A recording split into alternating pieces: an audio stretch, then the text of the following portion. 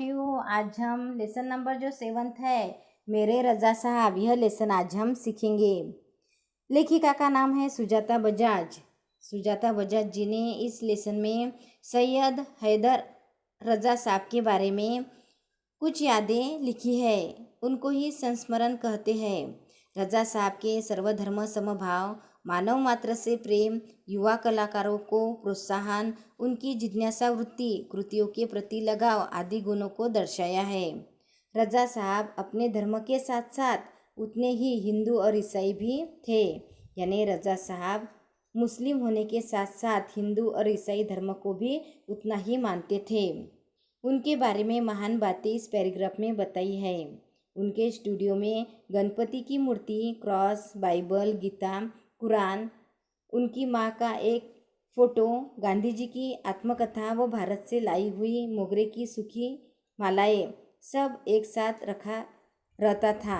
यानी इससे उनकी सर्वधर्म समभाव जो भावना है वह हमें दिखाई देती है, क्योंकि उनके स्टूडियो में ये सारी जो चीज़ें हैं वह इकट्ठा रखी जाती थी। वे गणेश को भी पूजते थे, यानी वह गणपति की भी पूजा किया करते थे और हर रविवार को सुबह चर्च भी जाते थे, यानी हर रोज़ रविवार को वह सुबह सुबह चर्च जाकर प्रेयर भी करते थे।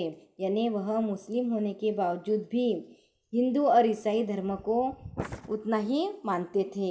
एक दिन जहांगीर आर्ट गैलरी में प्रदर्शनी देखते हुए किसी ने कहा, अरे यह तो एच रजा है। यानी जहांगीर आर्ट गैलरी जो है यह प्रदर्शनी मुंबई में थी, तो यह प्रदर्शनी देखने के लिए लेखिका जाती है और जब लेखिका वहाँ पे जाती है तब लेखिका के कानों पर यह आवाज़ सुनाई देती है कि यह एच रजा है। मैं एकदम सावधान हो गई, यानी लेखिका एकदम अलर्ट हो गई, क्योंकि मेरी सूची में उनका भी नाम था। यानी लेखिका वहाँ पे अलर्ट हो गई। क्यों अलर्ट हुई? क्योंकि लेखिका के सूची यानी लेखिका के यादी में उनका भी नाम था।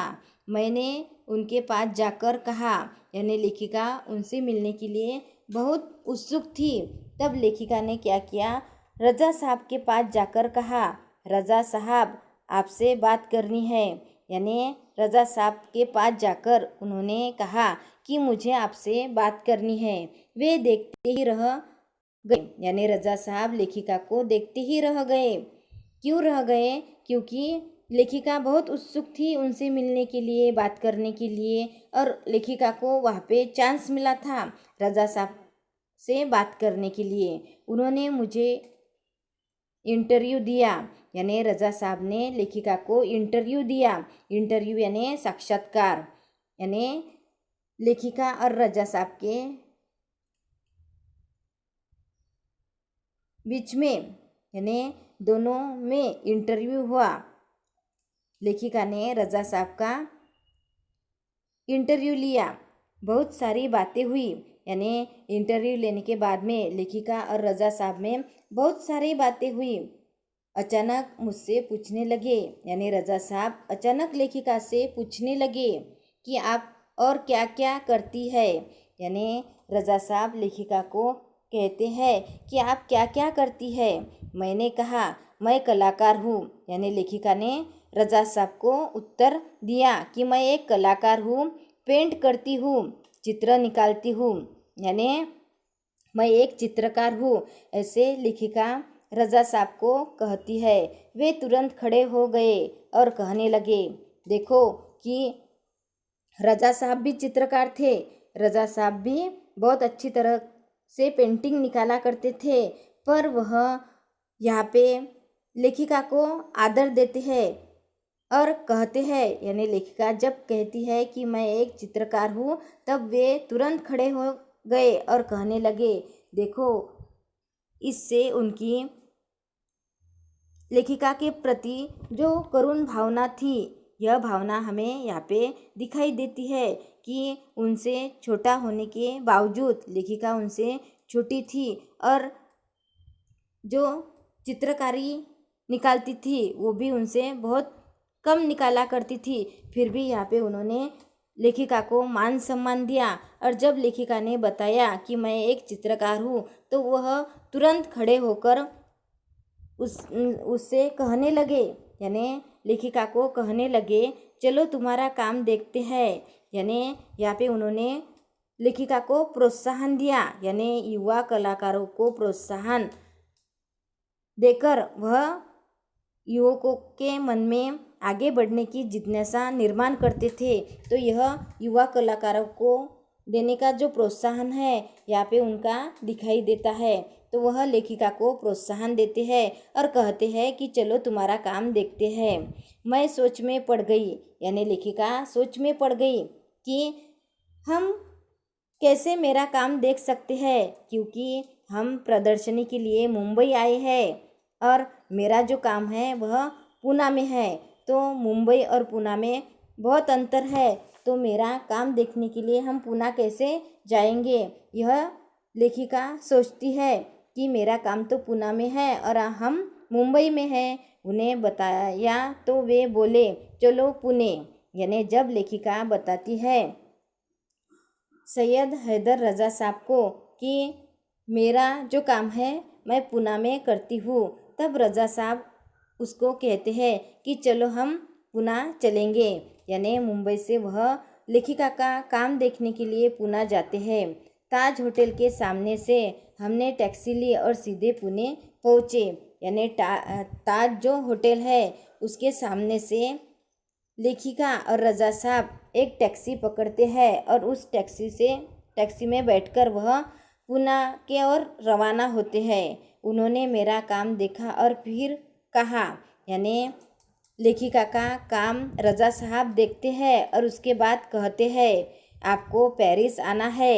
यानी वह लेखिका को प्रोत्साहन देते हैं और कहते हैं कि आपका काम बहुत अच्छा है, आप बहुत आगे जाएंगी और बहुत आगे जाके आप बहुत सारा नाम आपका होगा। ऐसे रज़ा साहब लेखिका को प्रोत्साहन देते हैं और कहते हैं कि आपको मेरे साथ पेरिस आना होगा, आपका भविष्य बहुत उज्जवल है।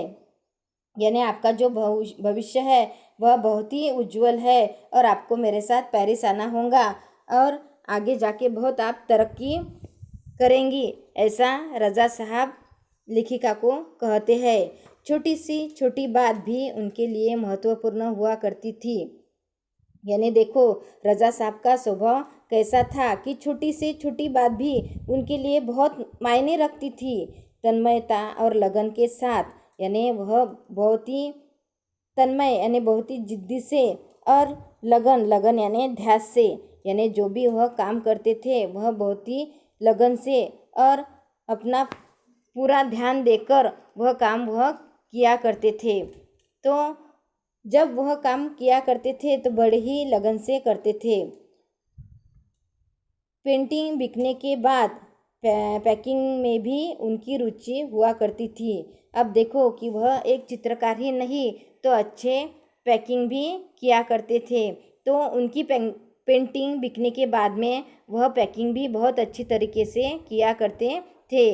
कोई इस काम में मदद करना चाहता तो मना कर देते थे। यानी उनकी पेंटिंग बिकने के बाद में वह पेंटिंग वैसे ही सामने वाले व्यक्ति को न देकर उसको अच्छी तरह से पैकिंग करके वह पेंटिंग उसके हाथ में वह सौंप दिया करते थे। यानी पेंटिंग की पैकिंग करने में भी उनको उतनी ही रुचि थी, यानी उतना ही इंटरेस्ट था। कोई इस काम में मदद करना चाहता तो मना कर देते। यानी उनको जो काम था खुद का काम वह खुद ही किया करते थे, किसी की मदद नहीं लेते थे, क्योंकि स्वयं का काम करना वह स्वयं ही करते थे। स्वयं का काम उनको स्वयं ही करना पसंद था। किसी के हाथ से वह काम करवा कर नहीं लेते थे, किसी को हाथ नहीं लगाने देते थे। यानी जो काम वह करते थे उस काम में किसी की मदद नहीं लेते थे, किसी को हाथ नहीं लगाने देते थे और बड़े ही लगन से वह स्वयं ही अपना काम किया करते थे। बड़े करीने से धैर्य के साथ वे पैकिंग करते थे कहते थे। यानी बड़े ही प्यार से, बड़े ही धैर्य से, बड़े ही जिद के साथ वह पैकिंग किया करते थे और पैकिंग करने में उनको बहुत ही इंटरेस्ट था, इसलिए वह किसी की मदद नहीं लिया करते थे और खुद का काम खुद ही किया करते थे। किसी के हाथ से काम करवाना उनको पसंद नहीं था, इसलिए वह खुद का काम खुद ही किया करते थे। तो इसी तरह से आज हमने जो लेसन नंबर 7 है इसका एक पैराग्राफ सीखा है, बाकी का हम कल सीखेंगे। Thank you.